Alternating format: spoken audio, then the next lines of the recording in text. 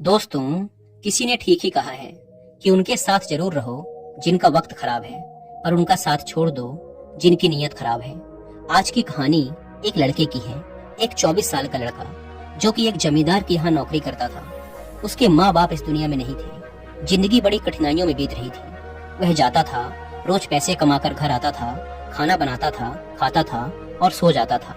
यही उसकी दिनचर्या थी। एक शाम जब वह अपने काम से घर वापस लौट रहा था तो उसने देखा कि एक बूढ़े फकीर अपनी पीठ पर 3 बड़ी पोटली रखकर एक नगर से दूसरे नगर की तरफ जा रहे थे।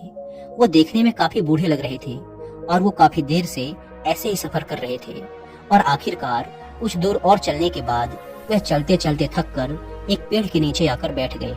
तभी उनकी नजर इस नौजवान युवक पर पड़ी जो कि उसी रास्ते पर जा रहा था और उसी दिशा में जा रहा था जिस दिशा में उन बूढ़े फकीर को जाना था। तभी वह लड़का उन बूढ़े फकीर के पास से होकर गुजरा। जैसे ही वह उनके पास से गुजरा तभी उन बूढ़े फकीर ने पीछे से आग्रह भरी आवाज में कहा, सुनो बेटा, क्या तुम मेरी थोड़ी सी मदद कर सकते हो? ये पोटलियां बड़ी भारी हैं और मैं बूढ़ा हो चुका हूँ। मैं ज्यादा देर तक इनका बोझ नहीं उठा सकता और मैं बहुत थक भी चुका हूँ। तो क्यों न तुम मेरी एक पोटली को उठा लो और इसे उस दूसरे गांव तक पहुंचा दो। इसके बदले में मैं तुम्हें 2 सोने के सिक्के दूंगा। वह लड़का उन फकीर की सारी बातें सुनता है, फिर उनसे कहता है, कोई बात नहीं बाबा, मैं आपकी मदद करने के लिए तैयार हूँ। बताइए आपको कहाँ जाना है? ऐसा कहते हुए उस लड़के ने उन फकीर की एक पोटली उठा ली और उसे अपने कंधे पर रख लिया। जैसे ही उसने पोटली को कंधे पर रखा उसे आभास हुआ कि यह पोटली तो सच में बहुत भारी है। फिर वह लड़का और वह फकीर रास्ते में आगे की ओर बढ़ चले। कुछ देर तक चलने के बाद देखते ही देखते वह गांव खत्म होने लगा और अब एक सुनसान रास्ता आगे की ओर जा रहा था।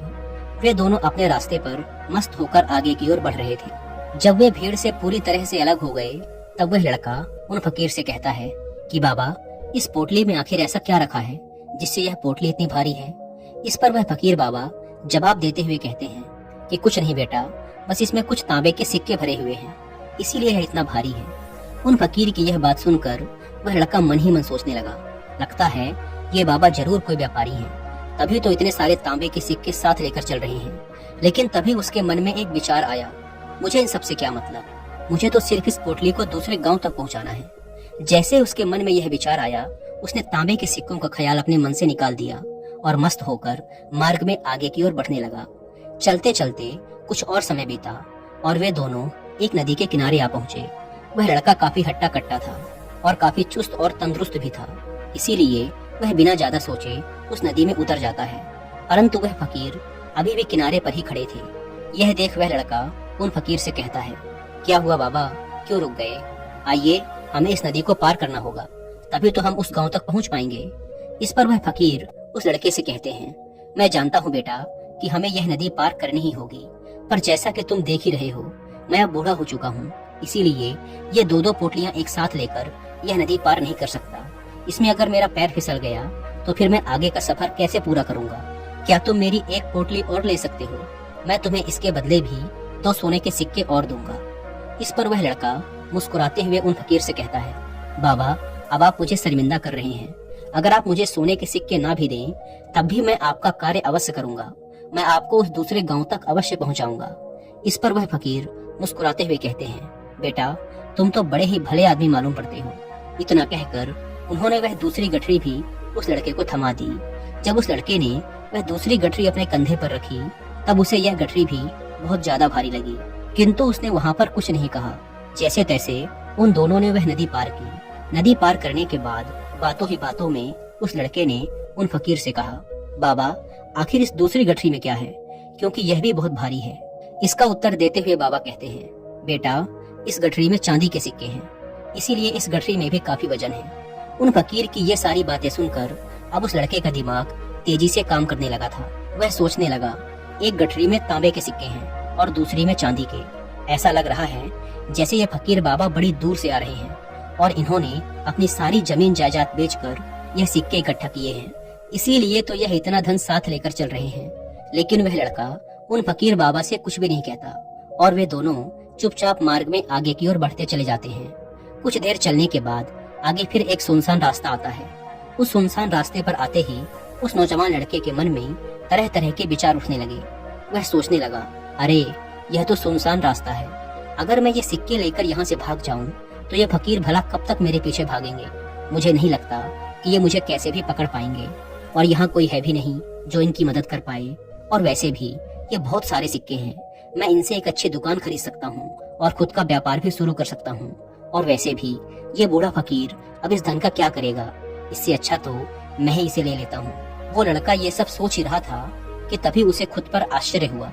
अरे मैं ये सब क्या सोच रहा हूँ, ये फकीर बाबा ना जाने कहाँ से आ रहे होंगे और ना जाने कितनी मेहनत करके इन्होंने ये सिक्के इकट्ठा किए होंगे। मुझे इनका फायदा नहीं उठाना चाहिए, नहीं नहीं, मुझे ऐसा नहीं करना चाहिए। उसने कुछ देर के लिए तो अपने मन के विचारों पर काबू पा लिया, किंतु कुछ देर बाद देखते ही देखते उसके मन के लालच भरे विचार उस पर हावी होने लगे। वह लड़का 2 पोटलियां लेकर उन फकीर के पीछे पीछे चल रहा था। कुछ दूर और चलने पर रास्ते में एक पहाड़ी आई। उसे देख वो फकीर बाबा उस लड़के से कहते हैं, बेटा ये पहाड़ी में नहीं चढ़ पाऊंगा, मैं काफी बूढ़ा हो चुका हूँ और मेरे घुटनों में भी दर्द रहता है। यदि तुम मेरी यह तीसरी गठरी भी ले लो तो मैं तुम्हें 2 सोने के सिक्के और दूंगा, लेकिन याद रहे इसे कहीं गिराना मत, ये कहीं खुल ना जाए। यह बात सुन वह लड़का उन फकीर से कहता है, क्यों बाबा, आखिर इस गठरी में ऐसा क्या है। इस पर वह फकीर उस लड़के से कहते हैं, बेटा इसमें सोने के सिक्के हैं। यह सुन वह लड़का मन ही मन बहुत प्रसन्न हुआ। उसने चुपचाप वह तीसरी गठरी भी उन फकीर से ले ली और दोनों बिना कुछ बोले आगे की ओर बढ़ चले। अब वह फकीर बिना कोई वजह लिए आराम से पहाड़ी की चढ़ाई चढ़ रहे थे, लेकिन वह नौजवान लड़का जो कि पीछे था वजन के कारण बहुत धीरे धीरे चल पा रहा था। लेकिन जब से उसने सोने के सिक्कों का नाम सुना था उसका मन तो छलांगे मार रहा था। वह मन ही मन सोच रहा था कि अगर ये सारे सिक्के मुझे मिल जाएं तो मेरा जीवन तो बड़ी आसानी से कट जाएगा।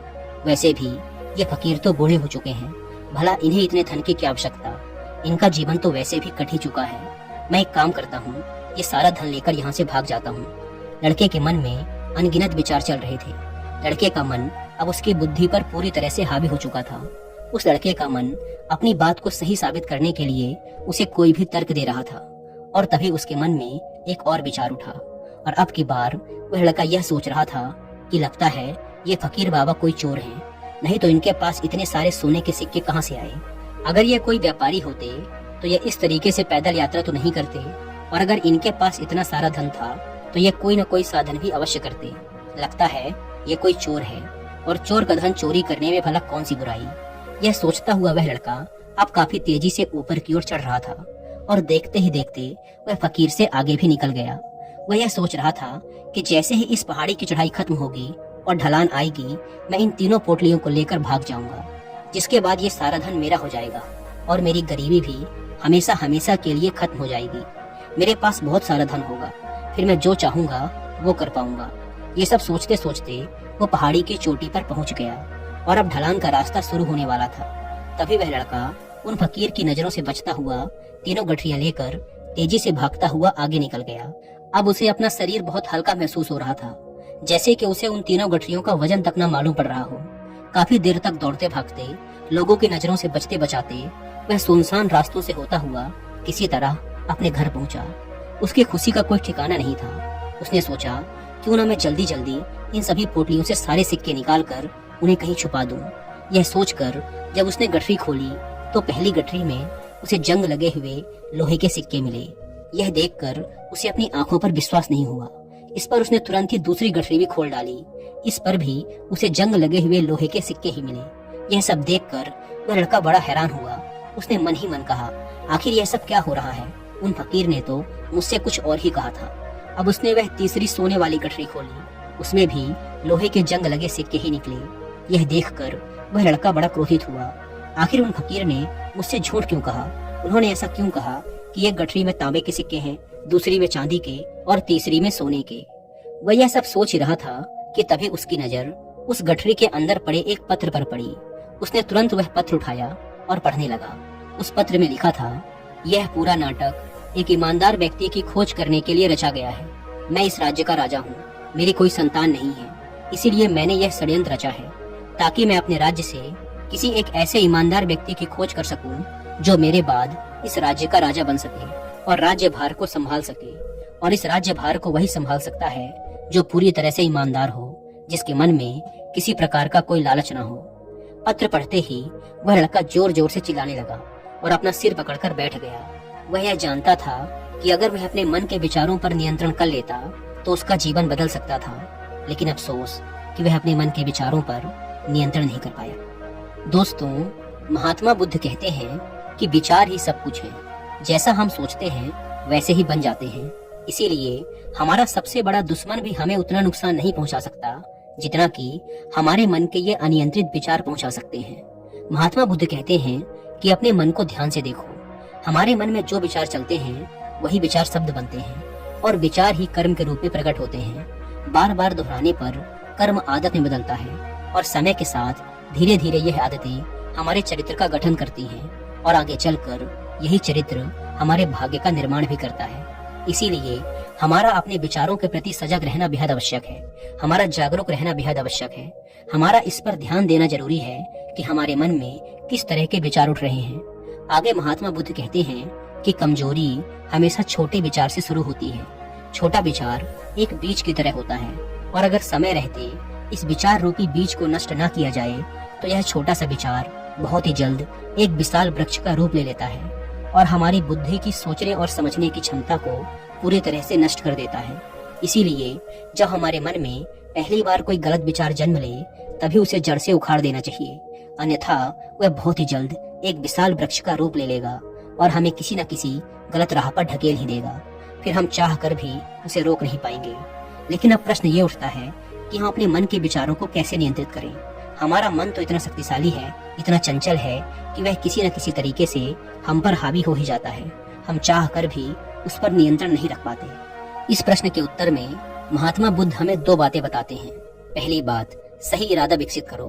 कई बार आपने देखा होगा कि आप बोलना कुछ और चाहते हैं लेकिन बोल कुछ और देते हैं, क्योंकि आपके मन के भीतर जो कुछ बसा हुआ है वही आपके मुख से बाहर भी निकल रहा है। लेकिन जब हमसे वह गलती हो जाती है तो उसके बाद हमारा मस्तिष्क अच्छी तरह से काम करना शुरू कर देता है। हम अपने सोचने और बोलने के प्रति सजग हो जाते हैं और इसी अवस्था में हमें एहसास होता है कि हमसे गलती हो गई है और फिर हमारा मन दुखी हो जाता है, वह पश्चाताप से भर जाता है।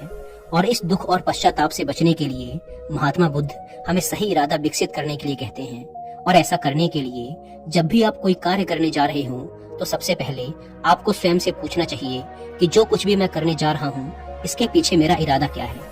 क्या मैं दूसरों को दुख पहुंचाना चाहता हूँ, दूसरों को नीचा दिखाने जा रहा हूँ, या मुझे दूसरों को और खुद को ऊपर उठाना है। खुद से सवाल कीजिए, खुद को सचेत कीजिए। जब आप इरादों के प्रति सचेत होने लगेंगे, जब आप विचारों के प्रति जागरूक होने लगेंगे, तभी आपके अंदर सकारात्मक ऊर्जा का प्रवाह होगा। तभी आप सकारात्मक इरादों से जुड़ने लगेंगे और आपके अंदर बैठी हुई नकारात्मक ऊर्जा और नकारात्मक इरादे दिन प्रतिदिन कम होने लगेंगे।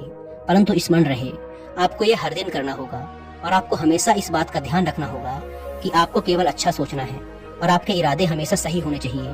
तभी आप दुख और तकलीफों से बच सकते हैं, अन्यथा आप इसी तरह दुख और तकलीफों से घिरे ही रहेंगे और आप कभी भी इससे बाहर नहीं निकल पाएंगे। दूसरी बात, विचारों के प्रति जागरूकता विकसित करो, जिससे आपका मन धीरे धीरे शांत होने लगेगा और आपके मन में बसी हुई सभी नकारात्मक ऊर्जाएं, सभी नकारात्मक विचार खत्म होने लगेंगे और आप शांति की दिशा में आगे बढ़ेंगे। और आपको इसके लिए सिर्फ इतना ही करना है कि इस पल में जो कुछ भी घटित हो रहा है आपकी आंखों के सामने, आपके अंदर जो कुछ भी जैसा भी चल रहा है, बस उसे देखते रहना है। अपने मन के अच्छे बुरे विचार, अपनी भावनाओं और यादों पर बिना कोई प्रतिक्रिया दिए बस उन्हें देखते रहना है, जिससे आपके मन के सारे विचार देखते ही देखते खत्म होने लगेंगे। आपका मन खाली होने लगेगा।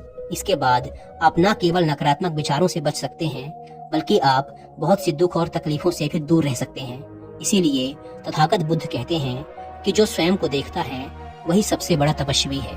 अर्थात जो अपने मन में चल रहे विचारों को सिर्फ देखता है और उन पर कोई भी प्रतिक्रिया नहीं करता, सिर्फ उन्हें देखता है और समझता है, वास्तव में वही अपने मन पर नियंत्रण भी कर सकता है और वही अपना जीवन सुखी और खुशहाली के साथ जी सकता है। इसीलिए यदि आप भी अपने जीवन को सुखी और खुशहाल बनाना चाहते हैं तो आपको अपने मन पर नियंत्रण साधना ही होगा, अपने मन में चल रहे विचारों के प्रति जागरूक होना ही होगा और अपने मन को खाली करना ही होगा। दोस्तों, उम्मीद है कि आपको इस वीडियो से बहुत कुछ सीखने को मिला होगा और वीडियो में यहाँ तक बने रहने के लिए आपका बहुत बहुत धन्यवाद।